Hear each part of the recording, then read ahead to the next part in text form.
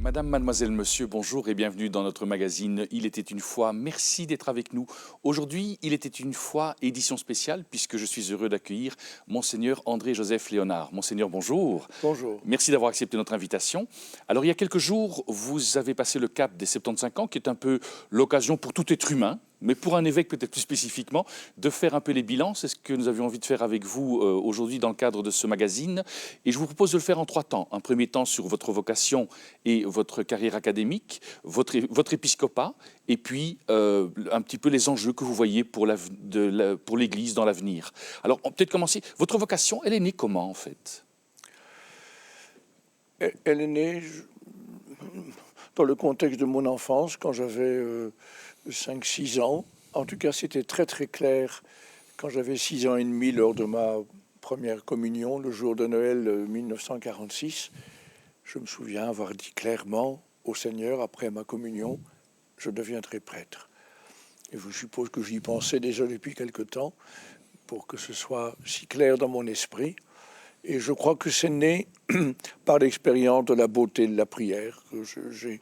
J'étais touché, même petit, par la beauté de la liturgie, de la prière, des chants. Touché par l'exemple aussi des 4 prêtres de ma paroisse à Jambes. Et je suppose que c'est cela qui m'a donné l'envie de devenir prêtre. Et vous n'avez jamais douté après de votre vocation, même quand vous avez traversé l'âge de l'adolescence ou jeune adulte? Non, vous avez dit non, c'est vraiment ça que j'ai envie de vivre. Oui, je suis toujours resté fidèle à cette idée et à cette conviction. Et non, elle n'a pas connu de recul ou non. Vous dites que vous avez été touché par l'importance de la prière. Pour vous, finalement, prier, c'est quoi? Prier, c'est pouvoir s'adresser à celui qui est notre origine et notre source, à la fois si loin, parce qu'il est plus grand que nous, infiniment plus grand que nous, en même temps si proche. Et c'est de pouvoir donc s'adresser à quelqu'un, de pouvoir vous voyer ou tutoyer Dieu comme une personne, et même comme 3 personnes. Et cela, c'est ce qu'il y a de plus précieux, je pense, de la spiritualité chrétienne, c'est qu'on se tourne vers un absolu, ça se trouve ailleurs, mais qui est de nature profondément personnelle et dans un contact qui nous rend aussi nous-mêmes plus personnels. C'est pas du tout une mystique d'évasion ou bien d'évanescence, de disparition qui nous tournerait vers une réalité impersonnelle qui nous transcende. Non, c'est de personne à personne, corps à corps loquitur, le cœur parle au cœur.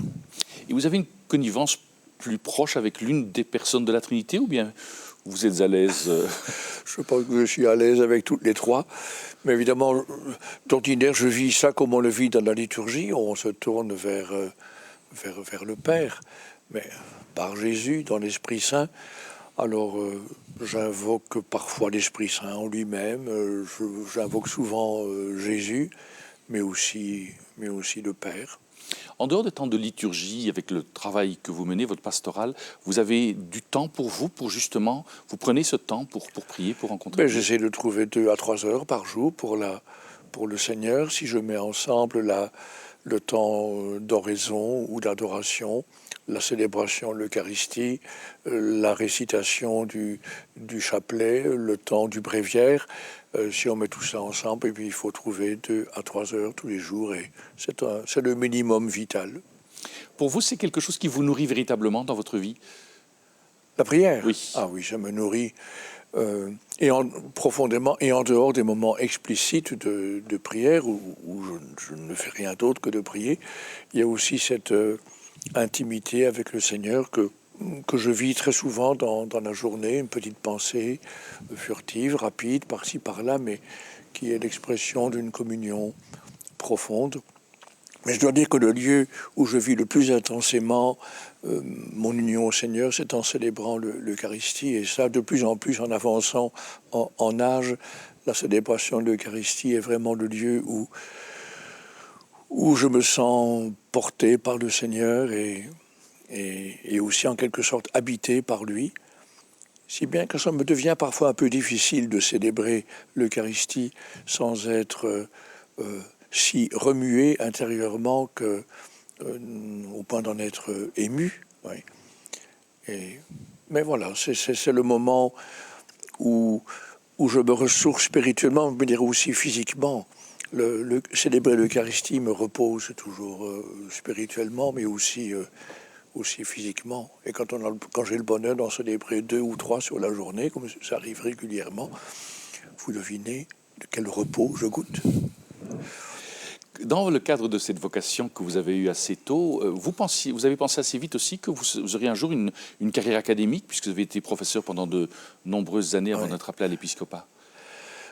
En un sens, j'y ai pensé parce que mes copains au collège devinaient que je voulais devenir prêtre, et même le savaient, et me disaient, mais toi, tu vas certainement devenir professeur d'université, parce que j'étais bon dans toutes les matières, sauf l'élocution, la diction, le théâtre et l'éducation physique. Tout ça a bien changé depuis. Oui. Et puis je me suis rendu compte, mais rétrospectivement, que mon évêque, Monseigneur Charus, avait programmé mon itinéraire pour que je puisse devenir professeur à l'université. Il ne nous faisait aucune confidence sur ses projets à notre égard. Il était de son temps. Mais donc il a construit mon parcours académique pour que je puisse devenir professeur de philosophie. Il aurait préféré que je m'intéresse surtout à la théologie, lui-même étant théologien et exégète, mais il a vu que j'avais un grand attachement, un grand amour pour la philosophie, et il m'a orienté dans ce sens. Cet amour justement de la philosophie, c'est quelque chose qui est né pendant vos études, ou bien que vous pressentiez déjà en C'est humanité? né dans mon adolescence, parce que j'avais mon frère aîné, prêtre lui aussi, mon frère aîné et mon parrain a beaucoup veillé à mon éducation intellectuelle. Et donc, quand j'avais 12 ans, il m'a fait découvrir d'abord la littérature française. Il m'a dit, c'est fini maintenant de lire des Jules Verne ou des bandes dessinées ou des romans pour les jeunes. Il faut lire les grands classiques de la littérature française, et même au-delà de la française. Et puis alors, quand j'avais vers 14-15 ans, alors il m'a dit, c'est le moment de commencer à faire de la philosophie. Et donc, il m'a fait découvrir Descartes. Et puis alors, j'ai découvert Leibniz et puis Kant, tout ça pendant les études secondaires. Donc, ça a développé chez moi un grand intérêt pour la philosophie. Et que mon évêque a perçu. Et donc, il m'a dit, quand je suis entré au séminaire, André, vous irez à Louvain faire une licence en philosophie. Pendant des années, vous avez eu l'occasion d'enseigner à des centaines d'étudiants. Qu'est-ce que vous retenez de ces années d'enseignement? C'était des années fabuleuses. Et d'abord, enseigner me plaisait beaucoup.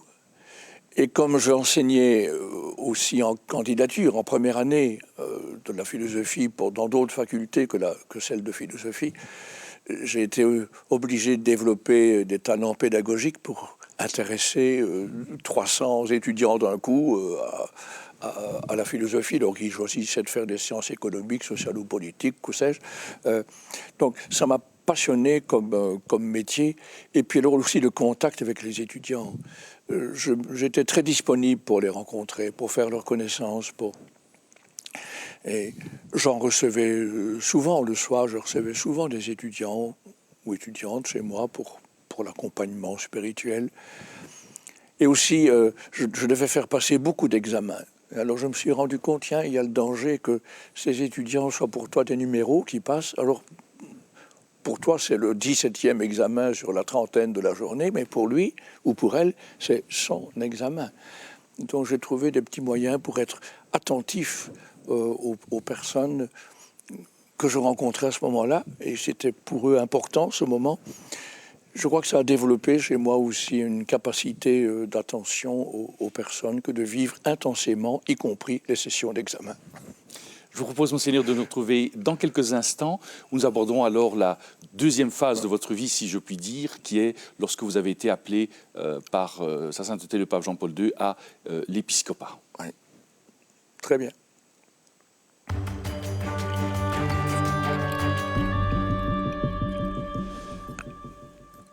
Monseigneur, qu'avez-vous ressenti quand le pape vous a appelé à l'épiscopat? C'était une surprise et c'en était pas. C'en était pas parce qu'avait fleuri dans les mois précédents dans la presse des communiqués par-ci par-là, disons surtout qu'on n'ait pas à Namur l'abbé André Léonard comme évêque. Donc j'étais obligé de penser à cette possibilité puisque d'autres en parlaient à ma place. Mais n'empêche que quand j'ai reçu cette lettre me disant le pape Jean-Paul II vous a nommé à Namur, c'était quand même un choc et je me suis mis aussitôt, quand j'ai ouvert cette lettre, je me suis mis à genoux devant dans mon bureau au séminaire Saint-Paul, j'avais une grande photo du visage du Christ du suaire de Turin. Et en dessous, j'avais mis la devise de Saint Jean Bosco à emprunter à Saint François de Sales, et qui est une lecture accommodatis d'un verset de la Genèse. Donne-moi les âmes et le reste, fais-en ce que tu veux. Damici animas cetera tolle. Je me suis mis à genoux en disant, ben voilà Seigneur, tu m'appelles à cela et je me confie à toi pour cette mission qui se profile à l'horizon. Dans cette mission justement que vous avez exercée pendant de nombreuses années, d'abord peut-être dans le diocèse de Namur, quels ont été les beaux moments que vous avez pu vivre? Oui, il y a eu surtout des beaux moments. Mais globalement, ce qui était pour moi une merveille, un cadeau de Dieu, c'est la dilatation du cœur. Jusque-là, je rencontrais des jeunes entre 18 et 25 ans, généralement importants et généralement assez bien doués, mais j'avais peu de contact avec des enfants, avec des personnes âgées, avec des métiers manuels, avec des malades. Je vivais dans un milieu très riche, très, très beau, mais quand même fort limité. Alors, devenir évêque m'a dilaté le cœur. Alors, parmi les très beaux moments, il y a eu certainement les visites pastorales auxquelles j'ai consacré beaucoup de temps. Au début de mon épiscopat, les 6 premières années, 4 mois par an, j'étais en dehors de chez moi, à résider 2 bonnes semaines dans chaque doyenné. C'était passionnant, toutes ces rencontres. Aussi l'accompagnement des futurs prêtres, parce que j'ai beaucoup compté là-dessus. Et donc, j'ai beaucoup travaillé avec le séminaire pour permettre d'accueillir des vocations. Mais si je dois mentionner un ou 2 moments en particulier, c'était certainement en 95, l'accueil des reliques de Sainte-Thérèse de l'Enfant Jésus. C'est la première fois qu'elle sortait de France. C'était pour venir dans le diocèse de Namur pendant 10-12 jours, à Namur, à Beaurain, à Arlon. C'était un événement pastoral considérable.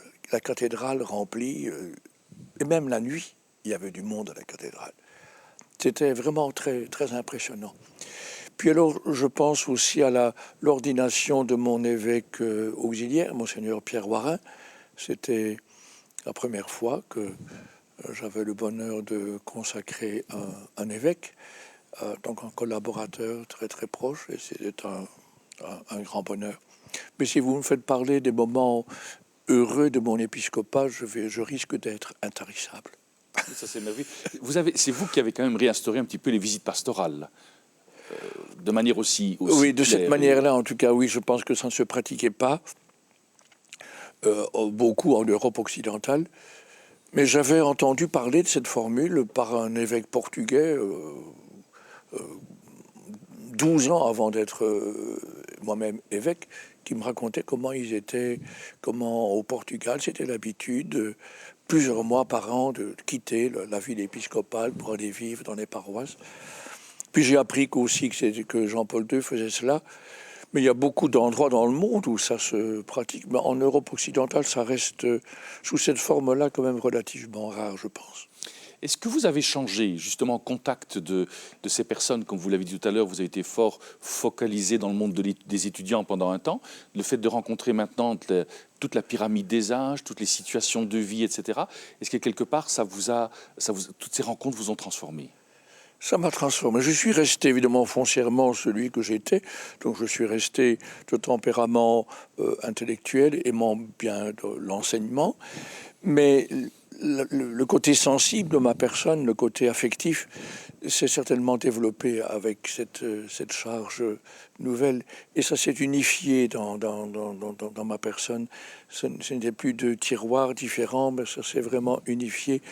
Je veux dire, être prêtre et puis alors être évêque m'a beaucoup humanisé, m'a beaucoup apporté sur le plan humain. Moi, je suis redevable au Seigneur et à la grâce du sacerdoce de beaucoup d'aspects de ma vie personnelle, à commencer par la santé physique, mais aussi la capacité de travail, l'énergie, alors que par tempérament spontané, je serais plutôt porté à vivre solitairement, lire, écrire. La capacité d'ouverture, d'intérêt pour les personnes, d'adaptation, la faculté d'adaptation aux situations, ça s'est prodigieusement développé grâce au cadeau du presbytérat et puis de l'épiscopat.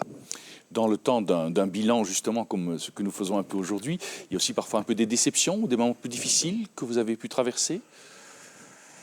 Il y a eu des moments objectivement difficiles, mais que je n'ai pas vécu de manière tellement éprouvante. Il y a eu au début de mon épiscopat à Namur, il y a eu la tempête liée au fait que j'ai voulu réformer le séminaire de théologie. Ça a suscité une tempête qui a engendré beaucoup de souffrance chez d'autres, qui était un défi à relever pour moi. Mais même cela, je l'ai vécu avec une grande paix, une grande sérénité intérieure. Et je dois dire que c'est un atout pour un évêque de pouvoir vivre les choses, les moments difficiles de son épiscopat, qui sont inévitables, de pouvoir les vivre avec un recul intérieur et une paix intérieure. Vos liens avec les médias n'ont pas toujours été aisés. Là, vous vivez ça aussi de manière avec une paix intérieure? Tout à fait, oui. Je ne cherche pas à avoir des contacts avec les médias. Dans un premier temps, ça m'ennuie de devoir répondre à des sollicitations. Mais une fois que j'y suis, je m'y sens comme le poisson dans l'eau. Et donc, je sens que de leur part, il y a à mon égard un mélange, assez classique d'ailleurs, d'amour et de haine. D'amour parce que je suis pour un bon public, enfin ils savent que je réagis au quart de tour, que je rebondis, bon. Donc ça les intéresse. En même temps, ils préféraient que j'eusse d'autres idées que celles que j'ai. Ils préféraient que je sois autrement ou que je pense autrement. Et ils savent que je ne vais pas changer. Donc en même temps, ils ne m'aiment pas trop. Et en même temps, ils sont désireux de m'avoir au bout du fil ou devant leur caméra. Alors, je vis cela, je dois dire plutôt, oui, paisiblement, à nouveau, de manière positive. Il y a eu donc l'appel à l'épiscopat, et puis un jour, on vous a demandé de devenir archevêque de Bruxelles-Malines. Est-ce que là, c'est nouveau été une surprise pour vous, cette étape dans votre épiscopat? Ça n'a pas été une surprise vraiment, puisque à nouveau, vous aviez entendu il y avait de toutes sortes de publications qui disaient surtout qu'on n'est pas celui-là. Donc je ne pouvais pas ne pas y penser. N'empêche que quand Benoît XVI m'a demandé de cette mission-là, ben, voilà, je me suis dit comment ça va-t-il se passer? Moi, je suis un petit provincial de Namur, Luxembourg. Je vais débarquer dans la capitale que je connais à peine. Je vais devoir découvrir le Brabant wallon, je connais un tout petit peu, mais toute la partie flamande du diocèse. Comment est-ce que ça va marcher? Comment est-ce que je vais être perçu du côté flamand? Comment est-ce qu'ils vont accueillir un archevêque francophone? Donc j'avais quand même quelques questions, mais et en fait ça s'est passé très agréablement. J'ai été même touché par l'accueil, déjà à Namur, au Luxembourg, les gens m'accueillaient, et les confrères très souvent aussi, mais les gens m'accueillaient très positivement. Mais là, à Malines, Bruxelles, c'était particulièrement, et ce l'est toujours, particulièrement chaleureux. Et aussi leur grande surprise, pourtant ils pouvaient savoir que j'avais pratiqué ce sport-là antérieurement, la grande surprise que je prenne 6 fois par an, 10 jours pour aller habiter chez les gens. Alors j'ai souvent entendu la réaction: comment vous êtes à Diest pendant 10 jours avec nous, rien que pour nous? Ben oui. Ouais. C'est normal que le pasteur soit parmi les brebis. Hein. Tout à fait. Je vous propose alors de nous retrouver dans quelques instants pour cette troisième partie, où nous aborderons alors plutôt la thématique quels sont les enjeux pour vous que vous voyez pour l'Église pour les 10-15 ans qui viennent. Très bien.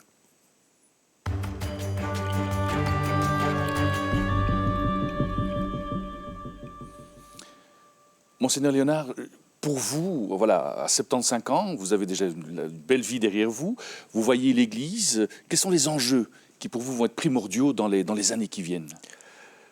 Je résumerai tout cela en disant le sens du concret.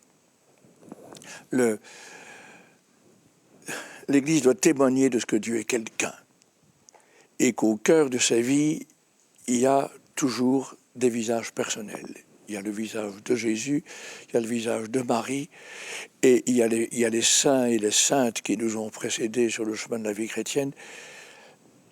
Là, c'est le cœur de notre vie, c'est le cœur du témoignage. Sans du concret aussi parce que je crains que parfois, dans nos pays, on consacre trop d'énergie à des réformes de structure, à la création de nouvelles unités pastorales. Il faut cela, il le faut, mais c'est secondaire, c'est un simple moyen pratique. Mais le plus important, c'est la relation que nous avons avec des personnes, la rencontre avec des personnes, parfois par médias interposés, mais rencontrer des personnes.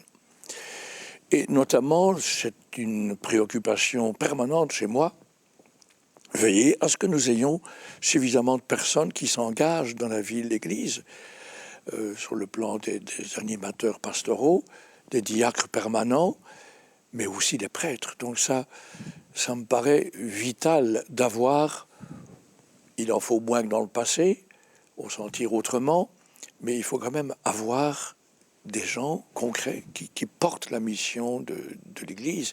Il faut aussi que la vie consacrée ait un avenir, que ce soit dans des formes classiques ou dans des formes nouvelles, mais rien ne remplace comme témoignage le fait qu'un homme et une femme consacrent toute sa vie au Seigneur, rien que pour ses beaux yeux.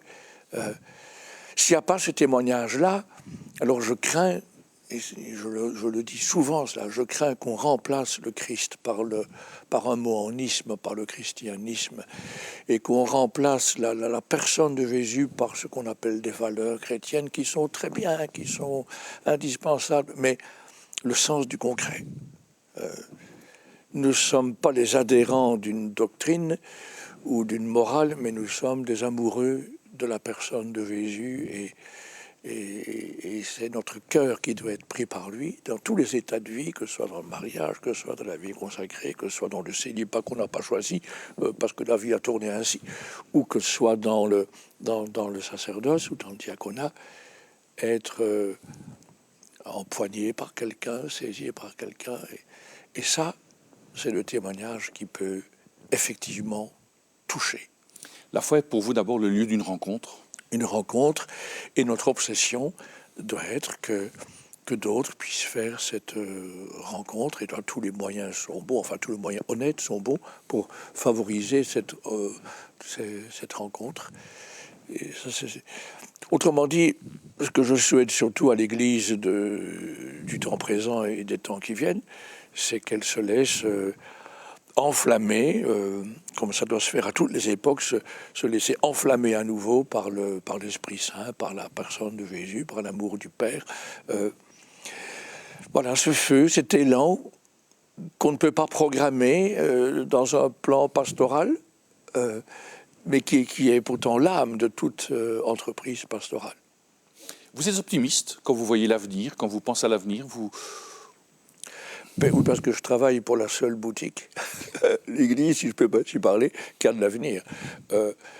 C'est la seule réalité de ce monde qui a les promesses de la vie éternelle. Et les puissances de la mort ne l'emporteront pas sur elle, dit Jésus dans l'évangile de Matthieu. Le reste, tous nos systèmes bancaires, nos grands pouvoirs politiques, tout ça finit à un moment ou l'autre par disparaître, par être ébranlé, tandis que l'Église, que Jésus aime comme son épouse bien-aimée, il lui garantit, pas nécessairement en tel ou tel endroit de la planète, mais il lui garantit dans l'histoire humaine une promesse de vie éternelle.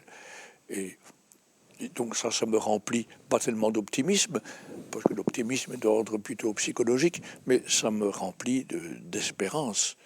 Je sais que notre espérance ne sera pas déçue, pourvu que nous la placions au bon endroit, c'est-à-dire dans la personne de celui qui porte tout, et qui porte non seulement le cosmos comme le Pantocrator, mais qui porte aussi toute l'histoire humaine. Et de ce point de vue-là, mon livre préféré dans la Bible, c'est l'Apocalypse, qui est le livre par excellence de l'espérance chrétienne, qui éclaire les épreuves et les vicissitudes du temps présent.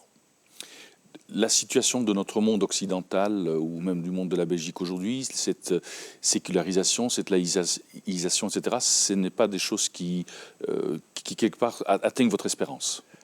Non, ça comporte des difficultés. J'encourage parfois mes confrères prêtres en leur disant, écoutez, vous aurez une plume spéciale à votre chapeau, une auréole avec un reflet particulier, parce que vous aurez dû, ici en Occident, ramer souvent à contre-courant, vous confronter à l'indifférence. Mais la sécularisation qui comporte ces épreuves comporte aussi de grands avantages. C'est que pour être chrétien aujourd'hui, il faut le vouloir. Il y a un engagement de la liberté lucide.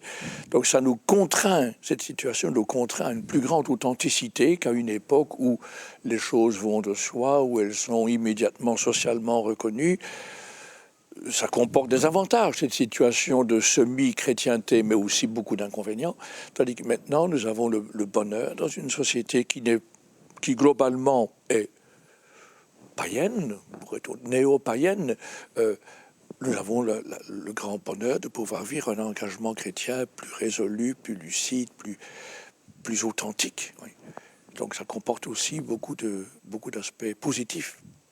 Eh bien, je pense que c'est sur ces notes positives, justement, que nous allons clôturer cette rencontre. Merci à vous, en tout cas, d'avoir pris le temps de nous partager vos convictions de vie.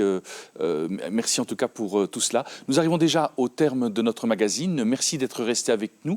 Si vous souhaitez revoir cette émission, il vous est possible de le faire en allant sur notre site infocato.be. Au nom de toute l'équipe qui a préparé ce magazine, il ne me reste qu'à vous souhaiter une excellente journée et je vous dis à très bientôt.